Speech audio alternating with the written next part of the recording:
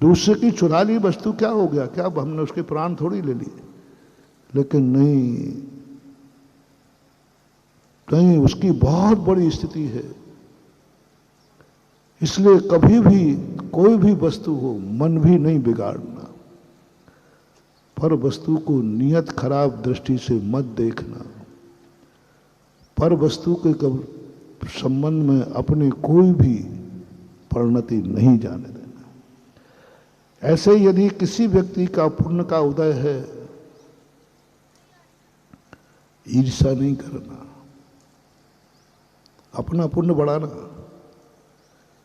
लेकिन दूसरे का पुण्य है, दूसरे के पास धन दौलत है, उसके कभी विनाश का भाव मत सोचना। ईर्ष्या भाव, ईर्ष्या भाव में हर व्यक्ति चाहता है, स्पर्धा में और ईर्ष्या में अंतर है। स्पर्धा जब जागती है तो सोचता मैं भी इसके बराबर बनूं, और ईर्ष्या जागती है तो सोचता है ये मेरे बराबर हो जाए। मैं बीमार हूं ये बीमार हो जाए, मैं गरीब हूं ये गरीब हो जाए, मैं दुखी हूं ये दुखी हो जाए। 99% को लोगों को दूसरों को दुखी देखकर स्वयं का दुख हल्का होता है। ये सबसे बड़ा वीक पॉइंट, बहुत बड़ी कमजोरी है महानुभाव। और आप देखना कहीं ना कहीं आपके अंदर ये बात छुपी हुई है, और आज इसी को अपन को निकालना है। कहीं ना कहीं से छुपी है। दूसरा व्यक्ति यदि सुखी है, तुम दुखी हो, तो तुम अपने दुख से कम दुखी हो। ये सुखी है इस बात का दुख ज्यादा। ये सबसे बड़ी कमजोरी है महानुभाव, इसको अपन को जीतना है। आपको शेयर कर रहा हूं, विषय को सरल कर रहा हूं। आप दुखी हैं, आपके दुख को देख करके सामने वाले को कोई प्रभाव नहीं पड़ा, वो अपनी मस्ती में मस्त है। और एक व्यक्ति तुम्हारे दुख को देखकर दुखी हो रहा है, तुम्हें इन दोनों में से अच्छा कौन लग रहा है?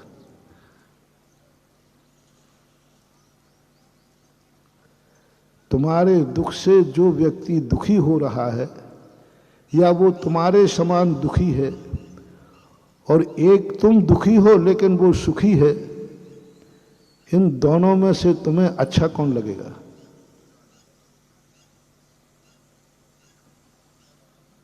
महाराज हमें तो जो हमारे समान दुखी है वही अच्छा लगेगा। बस यही कमजोरी है, यही कमजोरी है। अब तुम्हारा दुख कभी दूर नहीं हो सकता, तुम्हारा दुख बढ़ेगा। पूज्यवर उमा स्वामी महाराज श्री तत्वार सूत्र जी में लिखते हैं, परिवेदनान, हमारे समान दुखी दूसरे दुखी को देखकर यदि हमें शांति मिलती है तो हमारा दुख बढ़ेगा। अशाता वेदनी कर्म का बंध होगा। और हमारा पुण्य कब बढ़ेगा? जब सुखी व्यक्ति को देख करके हमारे मन में उसको जय जिनेंद्र करने का भाव आ जाए। कोई बात नहीं, मैं भली दुखी सही, लेकिन संसार में कोई सुखी तो है।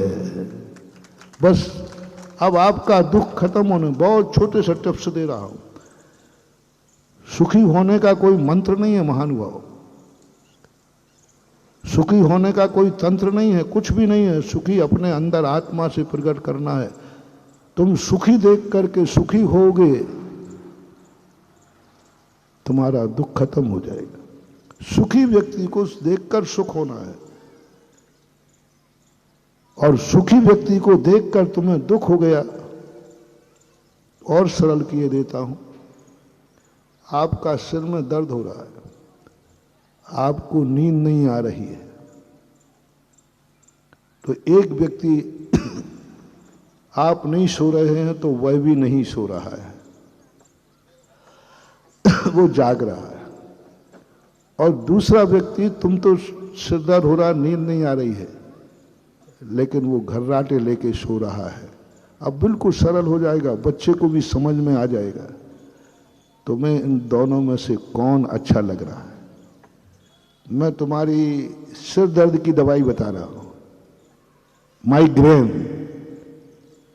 सिर दर्द की दवाई बता रहा हूं, लेना हो तो लेना, नहीं लेना हो तो मुझे जबरदस्ती नहीं देना।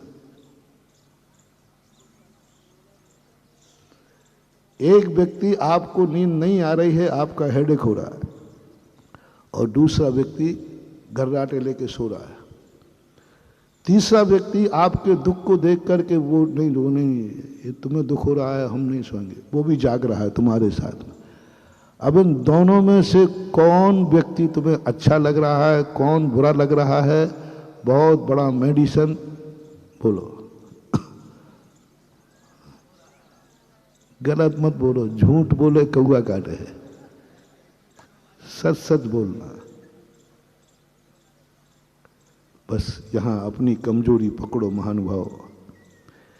99 संसारी जीवों को सोने वाले ही पास गुस्सा आएगा, ये घर्राटे ले से करा, मेरे प्राण निकल रहे, मेरा तो ऐसा आएगा, इसको 2 झापड़ मारो, और आपके मन में बहुत बुरा लगता है, और आप उलाए ना देखो, तू कितना निर्दयी, मैं मर रहा था, मेरा सिर दर्द होता, तू घर्राटे ले रहा था। और आपको वो अच्छा लगेगा, ये है मेरा मीत, क्योंकि मेरे साथ जाग रहा है, मेरे दुख में मुझे साथ दे रहा है। मुझे नींद नहीं आ रही तो इसको नींद नहीं आ रही है, वो तो पुण्य कमा रहा है, वो तो ठीक है, उसके लिए नहीं। किसी दुखी व्यक्ति को देखकर आप दुखी होते हो तो कोई बाधा नहीं है, वो तो होना ही चाहिए। लेकिन तुम्हारे दुख के कारण जो दुखी हो रहा है, उससे आपको खुशी हो रही है, यही आपके दुख को बढ़ा देगा। आपका भी हेडेक कर रहा है, अब माइग्रेन बन जाएगा, वही सिर दर्द, क्योंकि आपने किसी सोते हुए से तो द्वेष किया है और किसी जागने वाले से को अच्छा माना है। यह है सबसे बड़ा कर्म बंध का। कई लोग कहते हैं महाराज मेरा दुख दूर ही नहीं हो रहा है, हमारे जीवन में दुख ही दुख है, कभी आते ही नहीं। हमारे यहाँ बीमारी है, कभी आते ही नहीं। हम कितने बार इंटरव्यू दे चुके हैं, हम फेल ही हो जाते। ये प्रायः लोगों की एक शिकायत है। महाराज मैं सीए की परीक्षा दिया, मैं 8 बार फेल हो गया, क्या कारण? खूब पढ़ता हूं। महाराज मैं सब में इलाज करा चुका, कोई इलाज नहीं हो रहा है। मैं बहुत प्रयास करता हूं, लेकिन मैं धंधे में सफल नहीं हो रहा हूं।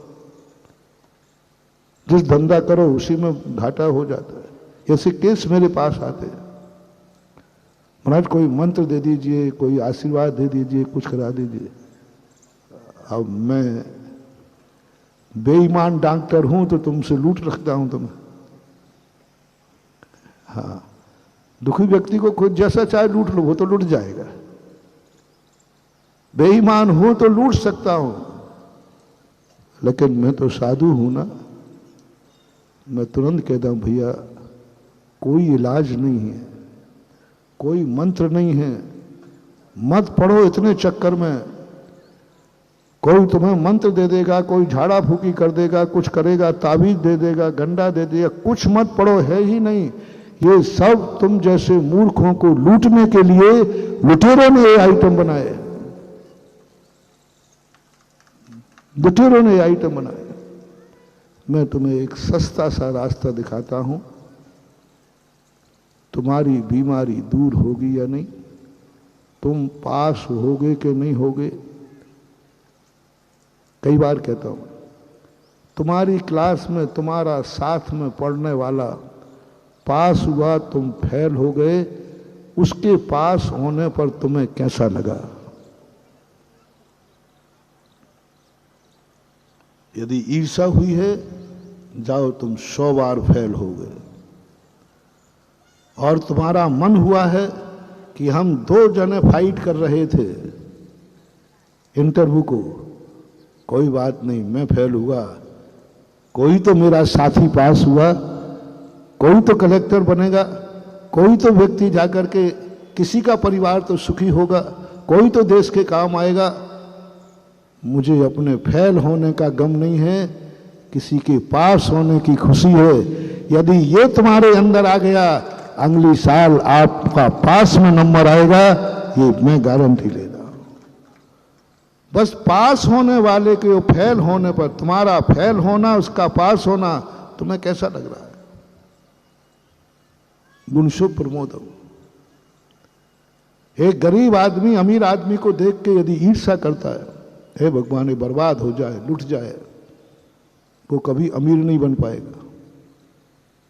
गरीबों से मेरा कहना है, अमीर को देख करके ये भाव आ जाए, मैं भली गरीब सही, दुनिया में कोई तो है पुण्यात्मा जिसने अगले भाव में दान दिया होगा, वो पुण्यात्मा मेरे बाजू में रहता है। जिसके बाजू में एक गरीब की झोपड़ी हो और किसी हवेली हो। मैं हमेशा कहा करता हूं, कोई कहे कि तुम बहुत पापी हो, तुम जन्म जन्म के पापी हो, तभी तो तुम गरीब हो। देखो तुम्हारे पास एक छोटी सी झोपड़ी है, तुम कहना है बिल्कुल आप सही कह रहे हो, मैं पूर्व जन्म का पापी हूं, व्यसनी हूं, सब जितने भी तुम्हारे लिए गंदे टाइटल देवे, पुण्यहीन हो, बदकिस्मती हो, तुम जी कहते जाना। क्या कहना? बोलो ना जी, बिल्कुल एक्सेप्ट कर लेना। भैया और कोई टाइटल हो नीचे, ये और कह दो भैया और कुछ टाइटल हो तो वो और दे दो, मैं वो हूं, वो मैं हूं। बुरा जो देखन में चला, बुरा न मिलिया कोई, जो दिल खोजो आपनो मुझसे। एक बार एक्सेप्ट करो, जो कह रहा है वो, जितना तुम्हारी निंदा हो रही है एक्सेप्ट कर लेना। और उससे पूछना भाई और कोई निकृष्ट शब्द रह गया क्या? बोले नहीं, जितने निकृष्ट थे मैंने सब कह दिए। अब सुन लिया ना, उत्तेजित नहीं होना, क्रोध नहीं करना। तुम्हें गुरु की शिक्षा मिल रही है, तुम बिल्कुल शांत जी। वो तुम्हें पापी कहेगा जी, तुम्हें जो कुछ कहना है वो मेरे मुंह से नहीं निकल पाएंगे, ज्यादा मुझे आते भी नहीं है। जितने गंदे शब्द हैं वे सब तुम जी कह के स्वीकार कर लेना। जी जी जी। जब वो बंद हो जाए, बोले भाई एक बात कहूं जो तुमने नहीं कही, एक जरूर मेरा पुण्य है। बोले तेरा क्या पुण्य है? भिखारी कहेगा। बोले है, वो मुझे मालूम नहीं था, मेरे गुरु ने बताया। बोले क्या पुण्य है तेरा? कहीं से तो दिख नहीं रहा है। बोले मेरे में सारे पाप हैं, जन्म जन्म का पापी हूं, लेकिन एक पुण्य मेरा है कि मैं एक पुण्यात्मा की बाजू में रहता हूं, एक अमीर आदमी के बाजू में रहता हूं। मैं गरीब हूं लेकिन मेरा पड़ोसी अमीर है। बस यह खुशी है मुझे कि मेरा पड़ोसी पूर्व जन्म का पापी नहीं है, पुण्यात्मा है। मैं पापी हूं लेकिन मैं पुण्यात्मा के बाजू में रहता हूं, यह मेरा पुण्य है। बस यदि ऐसी अनुभूति तुम्हें हो गई, 6 महीने बाद तुम्हारी गरीबी अमीरी में बदलना चालू हो जाएगा। गुण शुभ प्रमोदम, यही तो भक्ति है। मंदिर में क्या है? कुछ नहीं बन, भगवान कुछ करता धरता नहीं है।